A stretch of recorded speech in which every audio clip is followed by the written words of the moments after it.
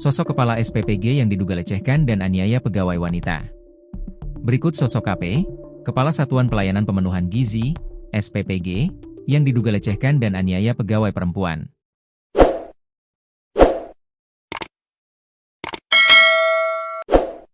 Berdasarkan penelusuran Tribun News, KP merupakan pria kelahiran 1996 atau kini berusia 29 tahun. Ia menjabat Kepala SPPG di Kecamatan Jatiasih, Kota Bekasi, Jawa Barat. SPPG sendiri adalah unit layanan yang dibentuk untuk mendukung program makan bergizi gratis, MBG. Sementara korban dalam kasus ini anak buah dari KP sendiri, berinisial RDA. Perempuan berumur 28 tahun tersebut bertugas sebagai akuntan di kantor SPPG. Aksi dugaan pelecehan yang dilakukan KP terhadap RDA terekam jelas kamera CCTV. Video kemudian menjadi viral setelah diunggah sejumlah akun Instagram, seperti Fakta_Bekasi, pada Kamis, 22 Oktober 2025. Pada awal rekaman terlihat KP dan RDA sedang berada di dalam ruangan kantor. KP lalu mendekati RDA yang sedang duduk di kursi dekat tembok. Terduga pelaku lantas meraba-raba tubuh korban. Hingga Jumat, 24 Oktober 2025, video di atas sudah ditonton lebih dari 5,4 juta kali. Warganet ikut meramaikan dengan berbagai komentarnya, termasuk mengecam dan berharap polisi segera menangkap pelaku. Pengakuan korban. RDA membeberkan kronologi lengkap perlakuan tak mengenakan yang menimpa dirinya.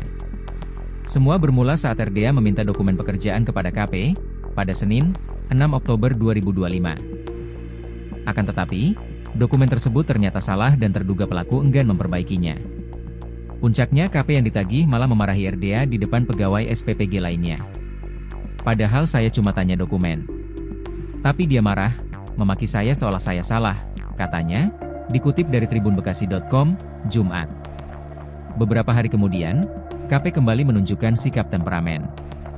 Ia terlibat keributan dengan koki dapur MBG, Kamis, 9 Oktober 2025. KP kala itu mempermasalahkan sang koki kerja bareng dengan istri. Dia ributin kepala koki yang kerja bareng istrinya. Katanya gak boleh keluarga kerja satu dapur. Padahal pihak yayasan bilang boleh saja, tegas RDA. Alami trauma. RDA melanjutkan ceritanya, terduga korban sempat meminta maaf karena telah memarahi dan melontarkan kata-kata kasar kepadanya. Namun, permintaan maaf itu diwarnai aksi tak terpuji dari KP. Dia minta maaf tapi sambil pegang-pegang saya. Saya sudah di pojok ruangan, cuma bisa melindungi diri.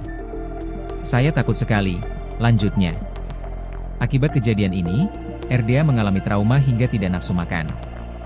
Ia juga khawatir jika dapat ancaman karena sudah melaporkan kasus ini ke polisi dan pihak yayasan. Karena saya juga khawatir nanti balasan pelaku ke saya seperti apa, psikis saya terganggu, jelasnya. Di sisi lain, RDA kecewa karena belum ada langkah tegas dari pihak terkait. Hingga saat ini belum ada tindakan tegas dari BGN.